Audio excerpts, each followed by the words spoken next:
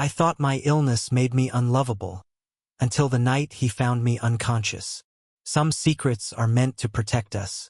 Others slowly suffocate us from the inside.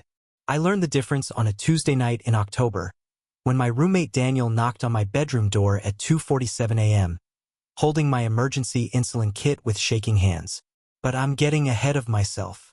Let me take you back to where it all began, 3 months earlier, when I first moved into that cramped 2-bedroom apartment in Capitol Hill, Seattle. I carried boxes filled with belongings, and a diagnosis I had sworn never to share with another stranger again. The apartment smelled like fresh paint and possibility when I first stepped inside. Daniel Martinez stood in the kitchen, flour dusting his dark hair, an apologetic smile spreading across his face. "Sorry about the mess," he said, gesturing to the counters covered in baking supplies. "I stress bake when I'm nervous. Meeting new roommates makes me nervous." I liked him immediately. He was 31, 3 years older than me, with warm brown eyes that crinkled at the corners when he smiled. He wore a faded Pride Parade t-shirt from 2019 and carried the kind of presence that made you feel instantly at ease, like coming home after a long journey. "I'm Ethan," I said, extending my hand. "And honestly, I'm probably more nervous than you are." His handshake was firm and confident. "Well, Ethan, welcome home. I made cookies. They're probably terrible, but they're made with love and excessive amounts of chocolate chips." The cookies were actually perfect. Over the next few weeks, we fell into an easy rhythm. Daniel worked as a graphic designer from home, his workspace tucked into the corner of the living room. I had just landed a position as a junior architect at a downtown firm, my dream job after years of nonstop schooling and internships. We shared coffee every morning. He asked about my projects while I admired the designs he showed me on his tablet. When he procrastinated on deadlines, he cooked elaborate dinners. I washed the dishes. We watched old movies until midnight, debated plot holes, and laughed at dated special effects. It was simple, comfortable, safe. The kind of friendship that grows when two people genuinely enjoy each other's company without pressure or expectations. But I was hiding something from him. Type 1 diabetes had been part of my life since I was 19. 9 years of finger pricks, insulin calculations, late-night crashes, and the constant mental math of carbs versus units. 9 years of explaining, educating, and watching people's faces shift from curiosity to pity to uncomfortable distance. My last roommate situation had ended badly. Marcus meant well. But after witnessing one severe low blood sugar episode, when I was shaking and confused, everything changed. Every snack I ate was questioned. Every outing came with worried looks. "Are you sure you should?" became his favorite phrase. After 6 months, I moved out, exhausted from being seen as a condition instead of a person. So when I moved in with Daniel, I made a choice. I wouldn't tell him. I'd manage it quietly, privately, the way I did at work. My supplies stayed hidden in my bedroom. I checked my blood sugar in the bathroom or when he was gone. My insulin pump stayed concealed beneath my clothes. I became an expert at dosing without anyone noticing. It was lonely, but it felt safer than the alternative. The first crack in my carefully built wall appeared 6 weeks later. I had stayed up all night finishing renderings for a major client presentation. By the time I got home at 7 a.m., I was beyond exhausted. My blood sugar had been dropping all night, but I'd ignored it. Daniel was in the kitchen making breakfast when I staggered inside. "Rough night?" he asked as eggs sizzled on the stove. "Just deadline stress," I said, though my voice sounded far away even to me. The world took on that hazy, unreal quality I knew too well. I needed juice fast. But Daniel stood between me and the fridge, and suddenly my legs felt weak, like water. "You okay?" His voice sharpened with concern. "You look really pale." "Fine. Just tired. I'm going to lie down." I made it to my room and grabbed the emergency glucose tablets from my nightstand. My hands shook as I chewed them, chalky sweetness coating my tongue. I set a timer on my phone and lay back, waiting for the fog to lift. A soft knock came at my door. "Ethan, I brought you some orange juice and toast." My chest tightened. "Thanks, Daniel. Just leave it outside." I'm going to sleep. You sure you're okay? Positive. Just exhausted. I heard him hesitate before walking away. When the room finally stopped spinning, I opened the door to find a tray waiting for me. Juice, buttered toast, and a handwritten note. Take care of yourself. Wake me if you need anything. Something in my chest ached, and it had nothing to do with blood sugar. After that, I became more cautious and more aware of him. The way his eyes lit up when he talked about his designs. The soft hum of old Spanish songs when he cooked. The crease in his brow while sketching. The warmth in his laugh when I made him smile. I noticed the way my heart skipped when he brushed past me in the kitchen. The excuses I made to stay up later just to talk. The quiet disappointment when he went out with friends and the apartment felt empty. This was dangerous territory. I had been in relationships before, careful, shallow ones that ended before they could begin. I always held something back. The part of me that needed daily medical management. The part that made me feel broken. Daniel deserved better than someone who couldn't even be honest about their own health. So I did what I always did. I buried the feelings, locked them away. Fall faded into early winter. Seattle's gray skies settled over the city, and rain became our constant soundtrack. Despite my efforts to stay distant, Daniel and I grew closer. We developed inside jokes. He taught me how to make his grandmother's tamales on a rainy Sunday. I helped redesign his portfolio website. We sat on opposite ends of our old couch with blankets and tea, working in quiet companionship. Friends began assuming we were dating. Daniel laughed it off easily. I smiled and changed the subject, ignoring the knot in my stomach. Then, one evening in late November, Daniel's sister Rosa came to visit. Loud, affectionate, and fiercely devoted to her brother. She took one look at us and pulled him aside for a whispered conversation that ended with him blushing and her smiling knowingly. "I like your roommate," she told me later. "He talks about you constantly." "We're just friends," I said. The words tasted like a lie. She studied me with eyes too sharp for comfort. "And you're just friends who look at each other like the other one hung the moon." "Sure. It's complicated. Love usually is." The word landed like a blow. Love. Was that what this was? 3 weeks later, everything fell apart. I'd been running high all day. No matter how much insulin I used, it wouldn't come down. By evening, my body started producing ketones dangerously. I knew I should go to the hospital, but I was terrified of Daniel finding out. So I told myself I could handle it. By midnight, I was vomiting, dizzy, barely coherent. My ketone levels were dangerously high. I needed my emergency kit, but in my confusion, I couldn't remember where I'd put it. The room tilted. My vision blurred. The last thing I heard was Daniel calling my name as my body hit the floor. When I woke up, I was on my bed. Daniel hovered above me, pale and terrified, phone pressed to his ear. "He's awake," he said urgently. "Yes, I gave the injection." Okay, we're coming now." My emergency kit lay open beside me. He had found it, used it, saved my life. And now he knew. "Don't talk," he whispered. "The ambulance is coming." "I'm sorry, I breathe." "We'll talk later," he said tightly. The hospital was a blur of lights, questions, and 4 lines. Daniel stayed the entire time. By dawn, I was stable. The doctor told me I was lucky, very lucky. The ride home was silent. We didn't speak until we were back in the apartment. "Go rest," Daniel said. "We'll talk later." I didn't sleep. Around noon, he knocked gently on my door. "Ethan, can I come in?" He carried 2 mugs of tea. His eyes were red with exhaustion. "I spent all night learning about type 1 diabetes," he said quietly. "Trying to understand what you've been living with, and why you hid it." My throat closed. "I thought we trusted each other," he said softly. "Vedo," he whispered. "Then why didn't you tell me?" I took a trembling breath and finally told him everything. About Marcus, about the fear, about not wanting to be a burden, about wanting to be seen as just Ethan. "So you chose to suffer alone?" he asked gently. "I didn't want you to see me as less than." "Less than what?"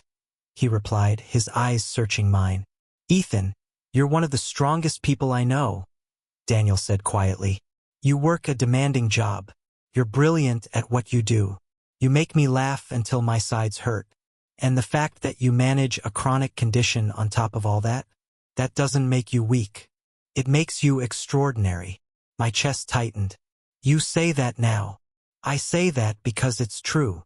He ran a hand through his hair, frustration slipping through his composure. Do you know what actually terrified me last night? Not your diabetes. It was the fact that you were suffering alone in your bedroom while I slept 20 feet away, completely unaware. I was trying to protect you. From what? His voice lifted. From caring about you? 'Cause newsflash, Ethan, I already care about you. I have since about week 2, when you fixed my laptop at 3 in the morning and didn't even make fun of me for downloading a virus from some sketchy website. His voice broke. I care about you so much that finding you unconscious on the floor was the most terrifying moment of my life.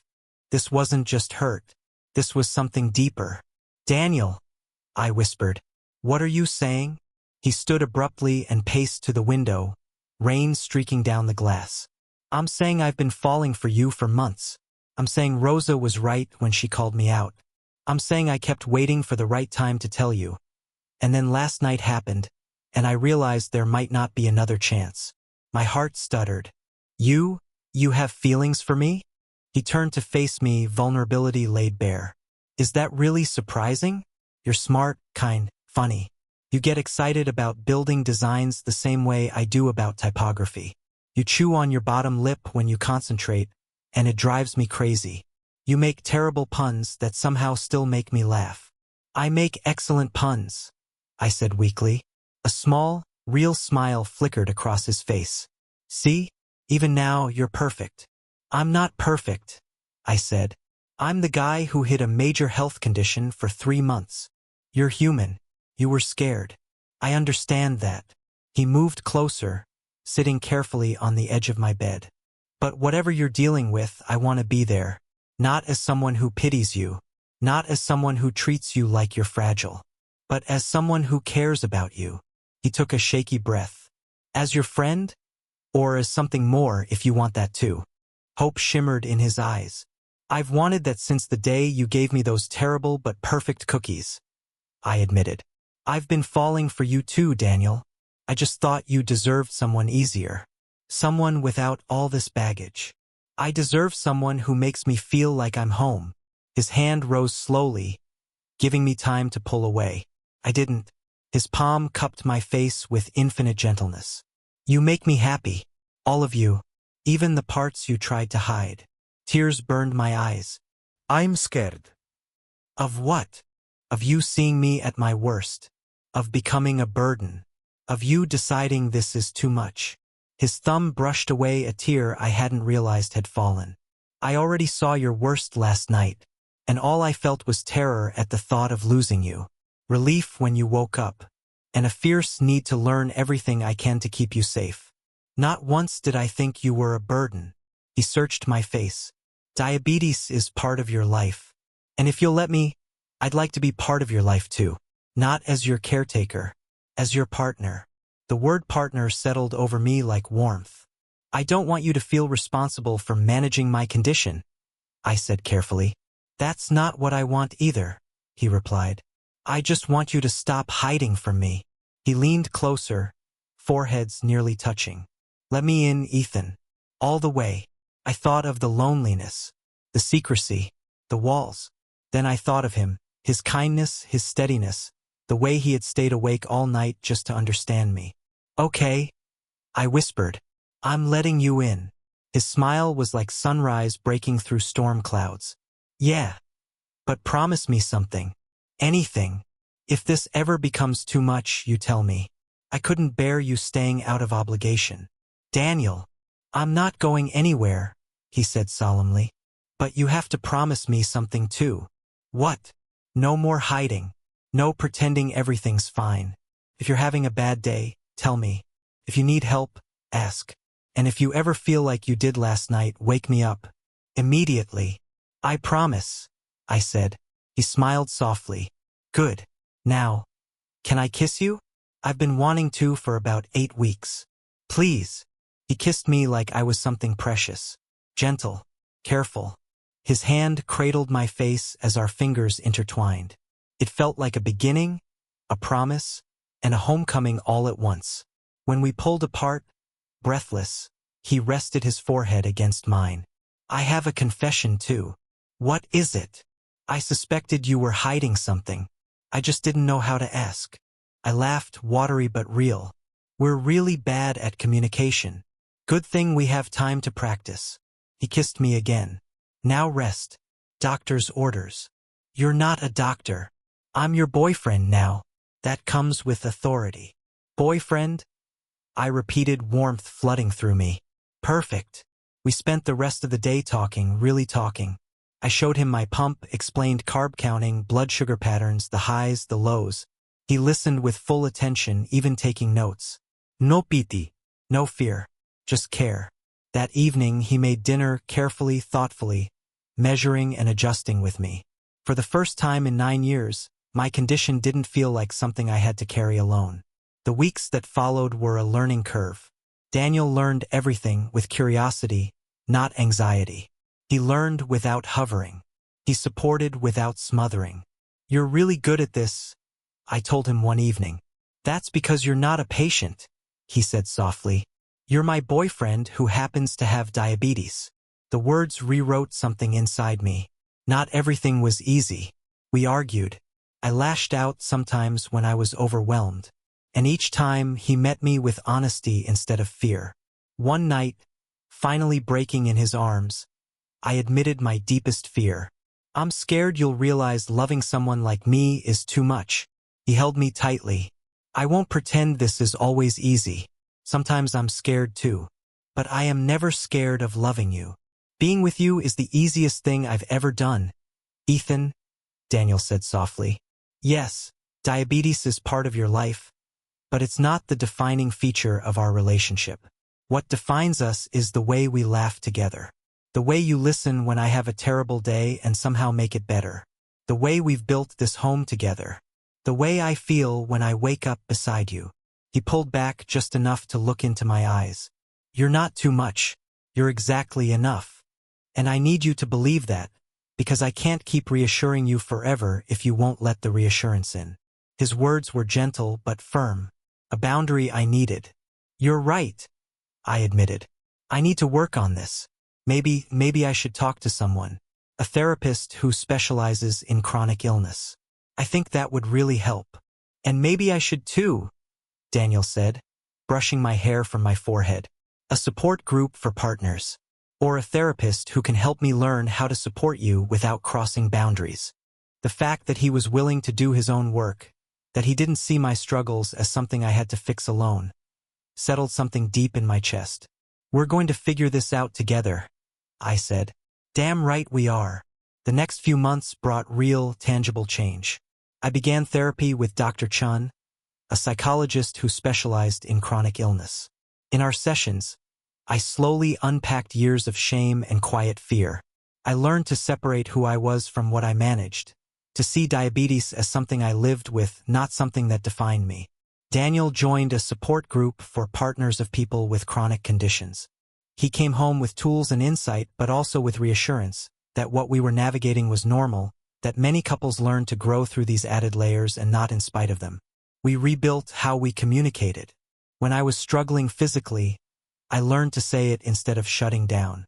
When Daniel worried, he learned how to express it without hovering. Then came the night that proved how far we'd come. It was late March, almost 6 months into our relationship, when my insulin pump malfunctioned at work. The catheter kinked, blocking delivery. My blood sugar spiked fast. I felt the nausea, the thirst, the heavy fog creeping into my thoughts. Old Ethan would have tried to handle it alone, would have driven home sick, would have hidden. New Ethan called Daniel immediately. My pump's malfunctioning, I said. My blood sugar's over 400 and rising. I feel awful. Can you come get me? I'm already grabbing my keys, he said without hesitation. Stay on the phone with me. Are you checking ketones? Testing now moderate. Not critical yet. I'm 15 minutes away. Change your infusion site. Dose a correction. I'll be there before you know it. He kept talking about his day, about a ridiculous video he'd seen, about plans for the weekend, keeping me grounded while I worked through the steps. By the time he arrived, my numbers were already dropping. "You called me," he said in wonder as I climbed into the car. "Of course I did. No. I mean, you didn't try to do it alone." The realization hit me fully then. 6 months earlier, I would have suffered in silence. "I'm learning," I said quietly. "And I'm proud of you," he replied. Spring turned into summer. Seattle finally shed its gray shell. We celebrated our 6-month anniversary with a weekend trip to the San Juan Islands. My first real vacation where I felt safe managing my condition openly. We kayaked through clear waters, hiked rain-soaked trails, made love in our cabin while the rain tapped against the roof. I checked my blood sugar without hiding. Daniel helped me calculate carbs at restaurants without turning it into a medical moment. It was ordinary, and it was beautiful. One evening, sitting on the beach as sunset painted the sky gold and pink, Daniel turned to me with a nervous smile. "These last 6 months with you have been the happiest of my life," he said. "Not despite your diabetes, but including it. Facing challenges together has shown me what love really is." He swallowed. "I know it hasn't been long, but I know this: I want a future with you. Years of sunsets and late-night blood sugar checks and building a life side by side." Tears blurred my vision. "I want that too." He kissed me as the sun disappeared beneath the horizon. Then he reached into his pocket. "Before you panic, it's not an engagement ring. Yet, I'm a planner." Inside the small box was a silver medical alert bracelet. On one side, my medical information. On the other, Ethan Garcia loved beyond measure. "I wanted you to have something beautiful," he said. "Something that reminds you you're more than just your condition." "It's perfect," I whispered. "Help me put it on." 2 months later, we came full circle. Daniel was overwhelmed by a major project. One night at 2 a.m., I found him slumped over his laptop, exhausted and spiraling. "You're closing the laptop," I said gently. "I can't. Trust me." Then I fed him, watered him, and made him sleep. For hours later, refreshed and steady, he fixed the entire project in 30 minutes. "That's what partners do," I told him. "We show up." Life didn't become perfect, but it became shared. We argued sometimes. We stumbled, but we always came back to honesty. Rosa visited again that fall. She watched us for 5 minutes and just smiled. "I told you it wouldn't be as scary as you thought." A year later, on a rainy Tuesday in March, Daniel proposed in our apartment, the place where everything had begun. He designed the ring himself, engraved with a continuous line to symbolize our heartbeats intertwined. I said yes through tears and laughter and breathless kisses. We married the following summer. At the reception, I checked my blood sugar, dosed insulin for wedding cake, and wore my pump beneath my suit. And I wasn't alone. 10 years later, I still sometimes wake at night to find Daniel watching me with that same soft smile. "Can't sleep," I'll ask. "Just remembering how lucky I am," he always says. We built a life, careers, a home, a garden, challenges and triumphs. My diabetes never disappeared, but neither did he. That night, when he found me unconscious, felt like an ending. But it was a beginning. The beginning of trust, of vulnerability, of a love that chose all of me. And in the end, that is what saved me. Not from my illness, but from being alone.